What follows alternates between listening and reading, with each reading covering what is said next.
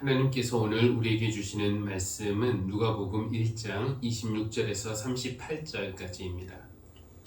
그 뒤로 6달이 되었을 때에 하나님께서 천사 가브리엘을 갈릴리 지방의 나사렛 동네로 보내시어 다윗의 가문에 속한 요셉이라는 남자와 약혼한 처녀에게 가게 하셨다. 그 처녀의 이름은 마리아였다. 천사가 안으로 들어가서 마리아에게 말하였다. 기뻐하여라, 은혜를 입은 자야, 주님께서 그대와 함께 하신다. 마리아는 그 말을 듣고 몹시 놀라 도대체 그 인사 말이 무슨 뜻일까 하고 궁금히 여겼다. 천사가 마리아에게 말하였다. 두려워하지 말아라, 마리아야. 그대는 하나님의 은혜를 입었다. 보아라, 그대가 잉태하여 아들을 낳을 터이니 그의 이름을 예수라고 하여라. 그는 위대하게 되고 더없이 높으신 분의 아들이라고 불릴 것이다. 주 하나님께서 그에게 그의 조상 다윗의 왕위를 주실 것이다. 그는 영원히 야곱의 집을 다스리고 그의 나라는 무궁할 것이다. 마리아가 천사에게 말하였다. 나는 남자를 알지 못하는데 어떻게 이런 일이 있겠습니까? 천사가 마리아에게 대답하였다.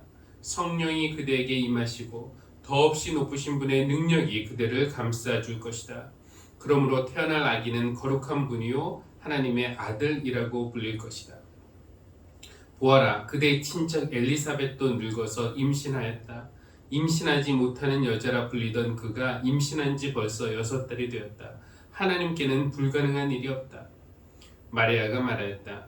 보십시오, 나는 주님의 여종입니다. 당신의 말씀대로 나에게 이루어지기를 바랍니다. 천사는 마리아에게서 떠나갔다. 아멘. 내일 모레 글피 12월 22일은 1년 중에 밤이 가장 길다는 동지입니다. 기상 정보를 확인해 보니까 여기 서울에서는 아침 7시 44분에 해가 뜨고 또 오후 5시 19분에 해가 진다고 합니다. 밤이 가장 긴 날답게 밤의 길이가 14시간 훌쩍 넘어서 14시간 26분이 되고요.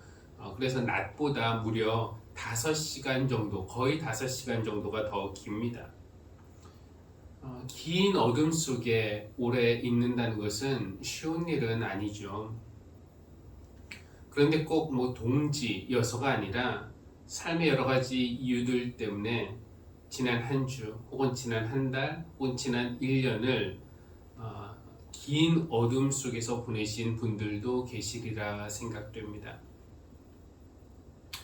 본인이나 가족의 병, 통증 이런 것 때문에, 관계 갈등이나 괴롭힘 당하는 일 때문에, 진로 때문에, 경제적인 어려움 때문에 밤과 같은 시간을 보내신 분들도 계실 것이고, 특히 우리 교회는 아니더라도 코로나로 인해서 직접적인 피해를 본 분들에게는 지난 2해가 긴 겨울 어둠처럼 아마 그렇게 느껴졌을 것입니다. 소상공인, 자영업자 외에도 비싼 임대료를 내야 하는 작은 교회들, 교회 후원을 받는 선교사들도 그렇고요. 기부에 의존하는 복지시설들도 아마 동지처럼 그렇게 짙은 어둠의 시간을 보내고 있을 것입니다. 그래도 어둠이 가장 깊을 때 새벽이 시작한다는 그 사실을 위안으로 삼고 싶습니다. 동지는 밤이 가장 긴 날이기는 하지만 감사하게도 바로 그 다음 날부터 밤의 길이는 점점 짧아지고 낮의 길이는 점점 길어지죠. 어둠이 가장 짙은 동지 즈음에 우리 주님이 태어나셨다는 것은 의미심장합니다. 12월 25일은 어두웠던 인류의 역사 속에 하나님이 인간의 몸을 빌려 빛으로 오신 그런 날입니다. 우리가 성탄을 맞아 빛으로 오신 주님을 축하하고 기리는 이유는 여전히 어두운 우리의 삶에 그 빛이 다시 비춰서 어둠 속에서 우리가 느끼는 두려움, 불안, 외로움이 끝나기를 원하기 때문입니다. 이제 빛으로 오시는 우리 주님이 우리를 덮고 있는 그 어둠을 물러나게 하시고 또 밝고 따뜻한 빛으로 우리를 환하게 비춰주시기를 바랍니다. 지난 주일에 우리가 부른 찬송인데요. 찬송가 101장 이새의 뿌리에서 라는 찬송가 지난주에 부르다가 2절 가사에 제 눈길이 멈추었고요. 또 그 여운이 이번 주 내내 제 마음에 남았습니다. 이런 가사인데요. 이사야 예언대로 어리신 우리 주 동정녀 마리아의 몸 빌려 나셨다. 평범해 보일 수도 있는 그런 가사이지만요. 동정녀 마리아의 몸을 빌린다는 것이 하나님에게도 또 마리아에게도 결코 쉬운 일만은 아니었을 것입니다. 하나님은 어떻게든 당신의 일을 이루시는 분이시니까 마리아가 거절했더라도 누군가의 몸을 빌려 이 땅에 태어나셨겠지만 그래도 강제로 일하시는 분이 아니시기 때문에 그분의 뜻에 부르심에 기꺼이 아멘 하며 자발적으로 동의하는 그런 사람을 찾으셔야 했습니다. 오늘 누가복음은 바로 이 이야기를 우리에게 들려주고 있는데요. 하나님의 천사 가브리엘이 하나님의 메시지를 가지고 나사렛 동네로 찾아갔습니다. 거기에 요셉이라는 남자가 살고 있었는데 요셉에게 간 것이 아니라 그와 약혼한 처녀 마리아가 살고 있었기 때문에 그 동네로 간 것입니다. 천사가 마리아에게 나타나서 가장 먼저 하는 말이 무엇이었습니까? 기뻐하라는 말이었죠. 기뻐하여라 은혜를 입은 자야 주님께서 그대와 함께 계신다. 사실 이 기쁨이라는 것은요. 누가복음이 전하는 크리스마스 이야기의 가장 큰 특징이라고 할 수가 있습니다. 가브리엘 천사도 마리아에게 기뻐하여라 이렇게 말을 했고요. 또 마리아가 친척 엘리사벳을 찾아갔을 때 엘리사벳의 태중에 있던 아기도 기뻐서 뛰놀았다고 하고요. 또 들에서 양을 치던 목자들 이야기가 나오는데 그 목자들이 천사에게 들은 메시지도 뭐였습니까? 나는 온 백성에게 큰 기쁨이 될 소식을 오늘 너희에게 전하여 준다 였습니다. 우리 주님의 탄생은 기쁨입니다. 빛이신 예수님이 오심으로써 우리를 덮고 있던 어둠이 물러가니까 기쁨이고요. 또 새로운 삶, 새로운 역사, 새로운 가능성이 열리기 때문에 기쁨입니다.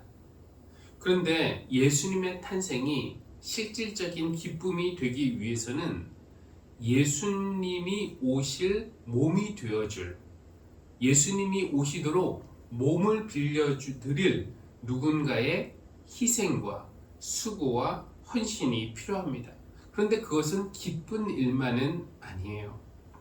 마리아는 기뻐하라 라는 그런 천사의 인사를 받았지만 곧 자신이 기뻐할 수만은 없는 그런 소식을 듣게 됩니다. 보아라, 그대가 잉태하여 아들을 낳을 터이니 그의 이름을 예수라고 하여라. 내가 잉태를 한다고요? 일반적으로 결혼한 부부에게 임신은 기쁘고 반가운 소식이죠. 특히 오랫동안 아기를 기다렸던 엘리사벳, 사가랴 부부와 같은 그런 사람들에게 임신 소식은 그야말로 복권에 당첨되는 듯한 그런 기쁜 소식입니다. 그러나 임신이 모두에게 기쁜 소식은 아니에요. 결혼 전의 임신, 결혼 관계 밖에서의 임신, 그런 임신 소식은 기쁨이라기보다는 걱정이고 두려움이고 후회입니다. 마리아의 임신은 후자에 가까웠어요. 약혼은 했지만 아직 정식 혼인관계가 아니었기 때문에 임신 소식은 본인에게뿐만 아니라 주변 사람들, 부모님, 특히 약혼자 요셉이 들으면 정말 큰일 날 당혹스럽고 나쁜 소식이었습니다. 신혼을 꿈꾸면서 혼자 얼굴을 붉히곤 했을 마리아는 천사의 그 청천벽력과 같은 소식을 듣고 꿈이 확 깼을 것입니다. 자기가 들은 말을 의심했겠죠. 하나님, 지금 저에게 몸을 빌려달라고 하시는 것입니까? 보통의 이성을 가진 사람이라면 지금 시점에서 내가 임신하면 모든 일이 복잡해진다며 거절했겠지만 마리아는 그래도 가능성을 열어두고 천사에게 물어봐요. 천사님, 나는 남자를 알지 못하는데 어떻게 이런 일이 있겠습니까? 그때 천사는 말합니다. 성령이 그대에게 임하시고 더없이 높으신 분의 능력이 그대를 감싸 줄 것이다. 그러므로 태어날 아기는 거룩한 분이요 하나님의 아들이라고 불릴 것이다. 하나님께는 불가능이란 없다. 그 말에, 그 천사의 말에 마리아 안에는 결심이 섰습니다. 보십시오. 나는 주님의 여종입니다. 당신의 말씀대로 나에게 이루어지기를 바랍니다. 내 몸 드릴 테니까 저를 통해서 이 세상에 오십시오. 라는 그런 말 아닙니까? 저는 이 장면을 상상할 때마다 늘 마리아가 10대의 소녀였다는 것을 생각하면서 그가 청소년기에 있었기 때문에, 어쩌면 사춘기였기 때문에, 우리가 청소년들 알잖아요. 임신하게 되면은 어떤 현실이 닥칠지 잘 모르고 겁도 없이 그냥 말을 내뱉었다라는 그런 인상을 받곤 했습니다. 당찬 소녀라고 말이죠. 그런데 오늘 우리가 교동문으로 읽은 바로 뒤에 나오는 마리아의 찬가를 보면은, 거기 보면 마리아가 뭐 세상 물정 모르는 그런 철부지 소녀가 아니었음을 깨닫습니다. 그가 찬양하는 내용이 어떻습니까? 이래요. 그는 하나님이죠. 그는 그 팔로 권능을 행하시고 마음이 교만한 사람들을 흩으셨으니 제왕들을 왕좌에서 끌어내리시고 비천한 사람을 높이셨습니다. 줄인 사람들을 좋은 것으로 배부르게 하시고 부한 사람들을 빈손으로 떠나보내셨습니다. 그러니까 마리아는 지금의 세상이 얼마나 불공정한지 잘 알고 있어요. 힘없는 사람들이 무시당하는 그 아픈 현실도 알고 있고, 배고픈 사람의 그 가련한 처지와 고통도 알고 있습니다. 그리고 그것이 힘있고 교만한 사람들의 불의 때문이라는 것도 알았습니다. 그러니까 마리아는 하나님이 이 모든 것을 좀 바로잡아 주시기를, 그래서 힘있는 자나 힘없는 자나 높고 낮음, 뭐 억압하고 억압당하고 이런 거 없이 다 인간답게 사는 그런 하나님의 나라가 열리기를 간절히 바랐기 때문에, 비록 자기의 몸을 드린다는 것이 망설일 만한 일이었지만 하나님의 그 부르심에 기꺼이 아멘 하고 나섰던 것입니다. 기쁨이 그냥 공허한 약속이 아니라 현실이 되게 하기 위해서 마리아는 자기 몸을 빌려 이 땅에 오시겠다고 하시는 그 하나님에게 응답을 한 것입니다. 나는 주님의 여종입니다. 당신의 말씀대로 나에게 이루어지기를 바랍니다. 하나님, 내 몸을 통해서 세상에 오십시오. 저는 마리아의 이 응답을 존경합니다. 정말 존경해요. 저는 하나님이 저에게 복을 주시면 제가 복의 통로가 되어서 다른 사람들에게 복을 전달하는 일, 그런 것은 기꺼이 하겠다고 생각을 했지만, 하나님이 다른 사람에게 기쁨을 안겨주시기 위해서 다가가시는데 나의 몸을 빌려달라고 하시면, 그것이 뭐 마리아처럼 임신의 방식은 아니겠지만 그래도 꽤 큰 희생을 요구하는 것이라면 기꺼이 아멘할 수 있을까? 라는 생각을 해봅니다. 나는 하나님의 종이니까 하나님 저 마음대로 사용하세요 라고 말이죠. 복의 통로가 된다는 것이 그렇게 큰 희생이 따르는 것인 줄 알았다면 기꺼이 아멘하기가 쉽지 않았을 겁니다.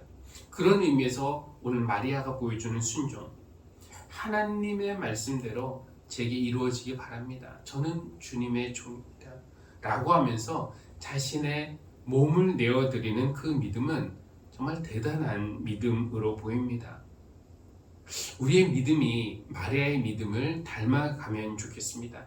아까 우리가 찬양한 그 가사처럼 우리 가진 이 모든 것을 주께서 우리에게 주시었네.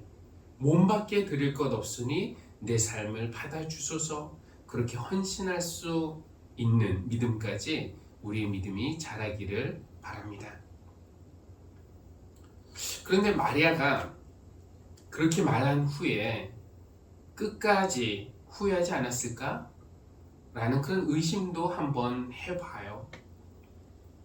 어느 순간 불안이 밀려왔을지도 몰라요. 하나님의 일에 자신을 드리기로 했지만 이것이 내 행복을 포기하는 그런 어리석은 짓은 아니었는지, 임신 사실이 밝혀질 때 그 주변 사람들의 곱지 않는 시선을 떠올리면서 후회 물결이 밀려왔을지도 모르겠습니다. 지금 마리아의 마음은 마치 야외에 홀로 켜져 있는 촛불처럼 위태롭게 보입니다. 바람이 불어서 꺼지면 다시 켤 수 없는 그런 불안한 상태로 말이죠.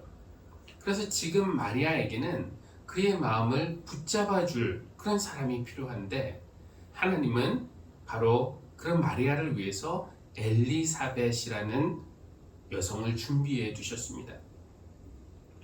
천사가 했던 말 중에 보아라, 그대의 친척 엘리사벳도 늙어서 임신하였다. 벌써 6개월째다. 라고 한 말을 기억하고는 마리아는 엘리사벳을 찾아가야겠다고 생각한 것이죠. 정말 천사의 말대로 엘리사벳도 임신한 것이 맞는지, 하나님의 천사가 엘리사벳에게 전해준 그런 무슨 메시지가 있는지, 그래서 하나님의 일에 지금 동참하는 엘리사벳의 마음은 어떤지, 하나님의 일을 나 혼자 하는 것이 아니라 함께하는 믿음의 동지가 있음을 확인하면, 그리고 서로 이야기를 나누고 서로 격려하면은 이 흔들리는 마음이 좀 잡히지 않겠습니까? 우리도 그럴 때가 있죠. 우리에게 어떤 일이 일어났는데 그 의미를 정확히 깨닫지 못할 때가 있습니다. 뭐 어떤 결심을 했는데, 하나님을 위해서 결심을 했는데 확신이 서지 않을 때, 의심이 들 때, 의심 때문에 흔들릴 때가 있어요. 그럴 때 믿음의 동지, 특별히 하늘의 뜻에 예민한 사람을 만나면은 나에게 일어나는 이런 일들의 의미가 어떤 것인지 알아차릴 수가 있습니다.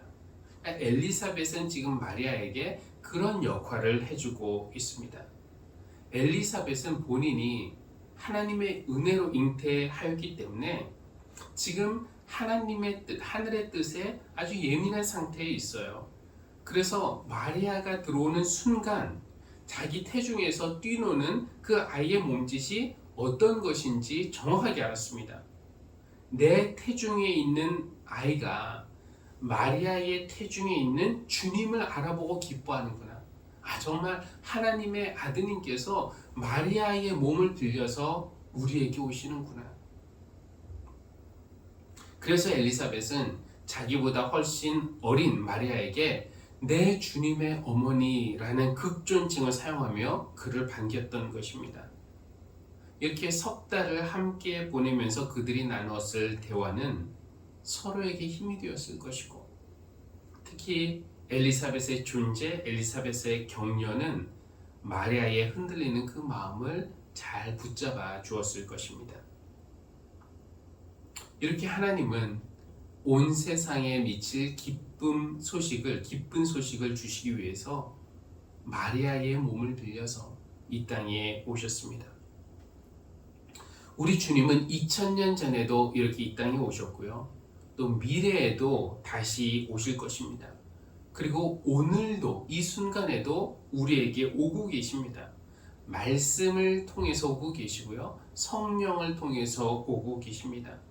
그런데 말씀이 예전에 그랬듯이 육신을 입을 필요가 있어요. 성령도 살같이 필요합니다. 육신을 가진 사람들에게 더 친근하게, 더 가까이, 더 실질적으로 다가가기 위해서는 그렇습니다. 그러니까 하나님은 오늘도 이 세상에서 하나님의 몸이 되어줄 그런 사람을 찾고 계신 것입니다. 내가 세상에 가고 싶다. 기쁨을 주고 싶다. 내가 갈 수 있는 몸이 되어줄 수 있겠니? 하나님이 오늘 우리에게 요구하는 방식이 마리아처럼 문자적으로 잉태하는 그런 방식은 아닐 겁니다. 그렇지만 예수님은 오늘 우리 안에 잉태하셔야 합니다. 우리가 매해 성탄절을 기념하고 축하하지만 예수님이 예루살렘에 수천 번 태어나셔도 정작 내 마음에 태어나지 않으시면 아무 소용이 없는 거 아닙니까? 그리고 어떤 의미에서 우리는 이미 예수님을 믿기로 결심했을 때 마리아처럼 결심하고 고백한 사람들이에요. 하나님, 저는 주님의 종입니다. 모든 것이 하나님이 제게 주신 것인데 제가 드릴 것은 제 자신밖에 없습니다. 나의 모습, 나의 소유 주님 앞에 드립니다. 제 몸을 빌려드리니 저를 통해서 이 땅에 오십시오. 그렇게 약속했지만 살다 보니까 약속대로 잘 못 살아요. 세상 사람들 보고 있고 그들과 비교하면은 이런 결정을 한 내가 손해보는 것 같고 또 어리석은 결정을 하는 것 같고요. 하나님이 그 사람에게 기쁨을 주고 싶으시는데 왜 내가 희생을 해야 되는지 모르겠다고 말이죠. 그래서 우리의 믿음이 흔들리기 때문에 우리는 서로에게 엘리사벳과 같은 존재가 되어 주어야 합니다. 초가 하나 있으면 위태롭지만 여러 개의 초가 있다면 하나가 꺼질 때 믿음이 사라지려고 할 때 얼른 곁에서 불을 붙여줄 수 있기 때문에 그렇습니다. 지난 주일에 세례자 요한은 우리에게 주님의 오심을 준비하라고 하면서 구체적으로 회개의 방법으로 옷이 2벌 있는 사람은 없는 사람에게 1벌 주라. 먹을 것이 있는 사람도 그렇게 하여라. 라면서 나눔의 실천을 우리에게 권면했습니다. 여러분 실천하셨습니까? 실천 계획을 세우셨습니까? 우리가 어떤 의무로 그렇게 하는 것이 아니라 정말 하나님이 그런 마음을 우리에게 주셔서 하고 싶은 마음을 주셔서 우리가 하는 것이라면은 그런 것이 바로 우리의 몸을 하나님께 빌려드리는 것입니다. 주님이 세상에 오늘도 오실 수 있도록 우리 몸을 빌려드릴 때 우리가 예수님의 손과 발이 되어드릴 때 하나님은 우리에게 고맙다고 그리고 우리를 대견하게 여겨주시리라 믿습니다. 그렇게 세상에 기쁨을 주는 일, 겨울밤처럼 춥고 어두운 시간을 보내고 있는 사람들에게 소망의 빛을 밝혀주는 일에 하나님께서 우리 모두를 사용하시기를 바랍니다. 그러다 보면 우리 내면이 그리스도의 빛으로 더욱 밝아질 것이고 우리도 모르는 사이에 잔잔한 기쁨이 우리 안에 들어올 줄로 믿습니다. 그런 하나님의 은혜가 오늘 우리 모두에게 임하시기를 주님의 이름으로 기원합니다. 기도하시겠습니다. 우리에게 기쁨을 안겨주시기 위해서 지금도 다가오시는 하나님, 영이신 하나님은 오늘도 이 땅에 오시기 위해서 몸이 필요하다고 말씀하십니다. 나의 모습, 나의 소유 모두 주님께 드립니다 라는 찬양의 가사가 우리의 기도가 되게 하여 주십시오. 나는 주님의 종입니다. 당신의 말씀대로 내게 이루어지기 원합니다 라는 마리아의 고백이 우리의 헌신의 고백이 되게 하여 주십시오. 우리가 그렇게 약속하지만 그 다짐과 결심이 흔들릴 때가 자주 있습니다. 우리 하늘씨앗 교우들이 서로에게 마리아와 엘리사벳이 되어서 하나님의 일에 우리가 함께하고 있음을 상기시키고 서로 격려하며 북돋아주는 그런 공동체, 교회가 되게 하여 주십시오. 하나님의 복의 통로가 되는 것, 하나님께 몸을 빌려드리는 것이 희생과 수고와 헌신을 요구하는 것이고 때로 그것이 우리의 육적인 본능과 싸워야 하는 고된 일이지만 그런 삶에 하나님께서 기쁨과 평화, 사랑과 소망을 부어주실 줄 믿습니다. 그런 믿음으로 오늘의 예물을 드립니다. 성도들의 수고와 사랑이 담긴 이 예물을 기쁘게 받아주시고 저들을 격려하시고 칭찬하시고 그들의 삶을 복되게 해주시기를 기도합니다. 예수님의 이름으로 기도합니다. 아멘.